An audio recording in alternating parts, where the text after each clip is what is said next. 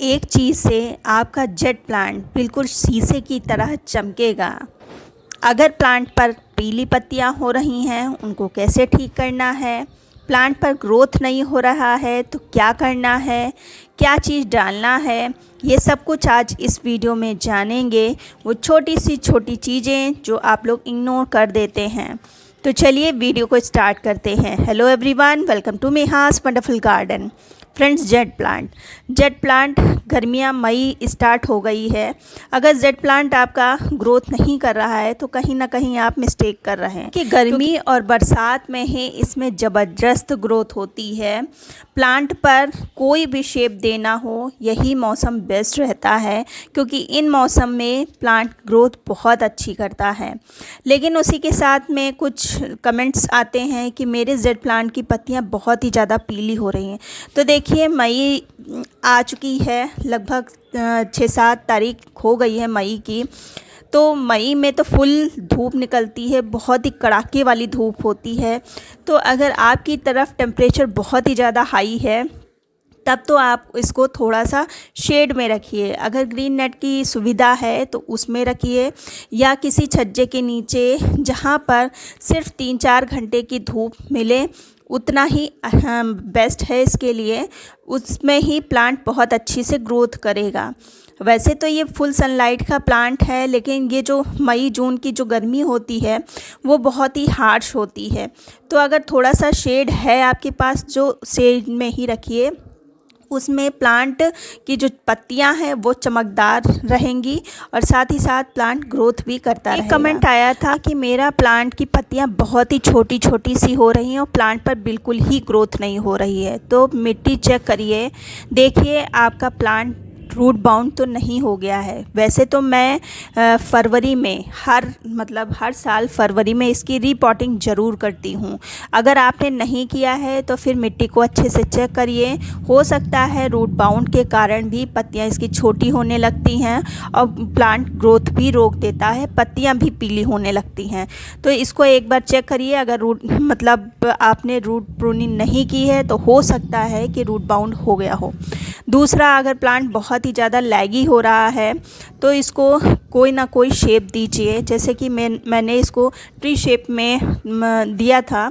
लगभग फरवरी में इसकी प्रूनिंग की थी, लेकिन तब से इसने फिर से ग्रोथ पकड़ लिया है और बहुत सारी नई नई ब्रांचेस निकल आई हैं।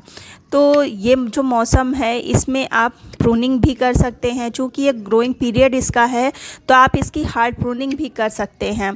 जैसे कि नीचे की जितनी भी ब्रांचेस थी उसको सबको हटा रहे हैं और मैं ज़्यादा तार वार से इसको नहीं बनाती हूँ।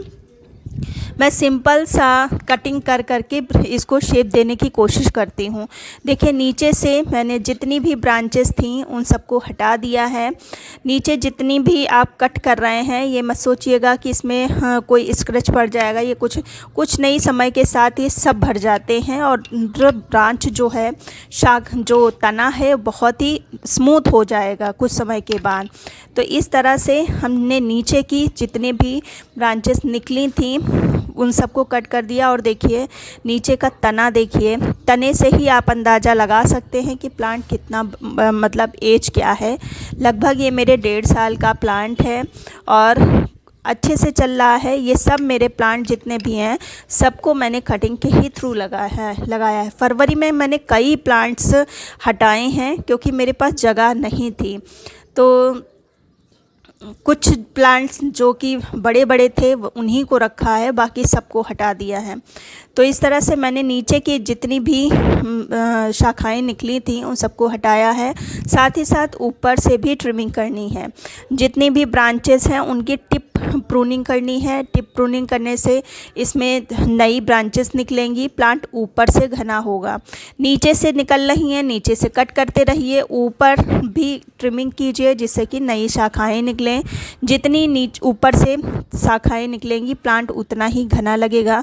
फिर एक बार जब ऊपर खूब अच्छे से शाखाएं निकल आएंगी, ग्रोथ हो जाएगी, तो ये बिल्कुल प्लांट ट्री का शेप ले लेगा।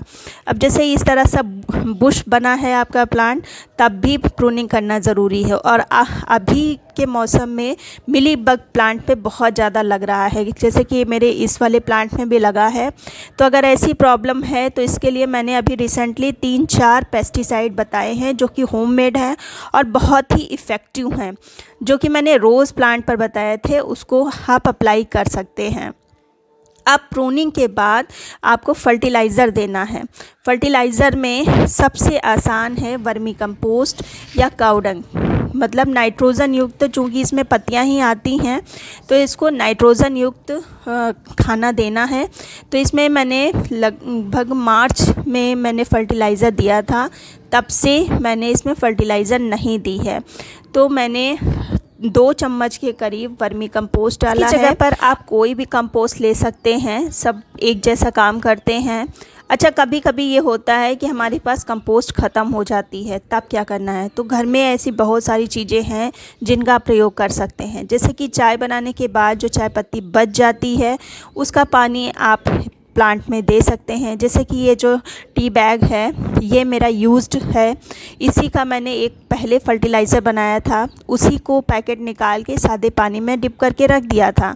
देखिए कलर कितना अच्छा आया है और अभी भी ये इफ़ेक्टिव है। आप अगर इस पानी को अपने जेड प्लांट में देंगे तो बहुत अच्छी ग्रोथ होगी।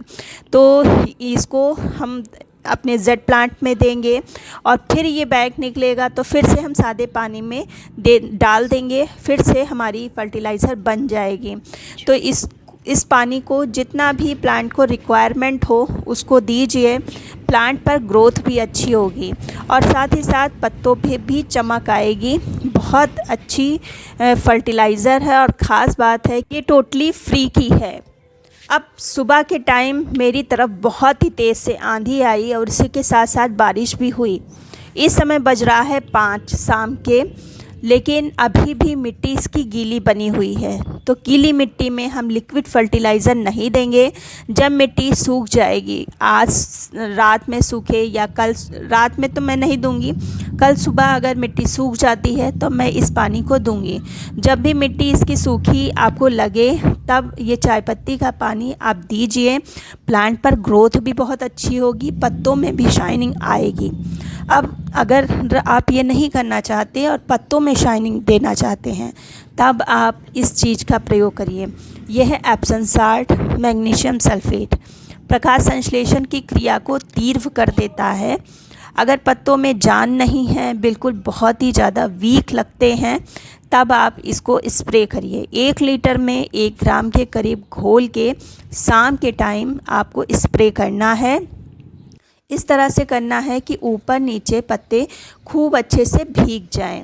चीज़ को आप 15 दिन में एक बार करिए, रिज़ल्ट बहुत ही अच्छा मिलेगा। इस पानी को आप मिट्टी में भी दे सकते हैं, चाहे आप मिट्टी में दें चाहे आप पत्तों पर स्प्रे करें, रिज़ल्ट आपको अच्छा ही मिलेगा। अगर नहीं है आपके पास तो आप इसको स्किप भी कर सकते हैं। आप सिर्फ चाय की पत्ती का पानी दीजिए 15 दिन में एक बार, आपको रिज़ल्ट अच्छा मिलेगा। जेड प्लांट एक ऐसा प्लांट है जिसके लिए बाहर से कुछ भी लाने की ज़रूरत नहीं है।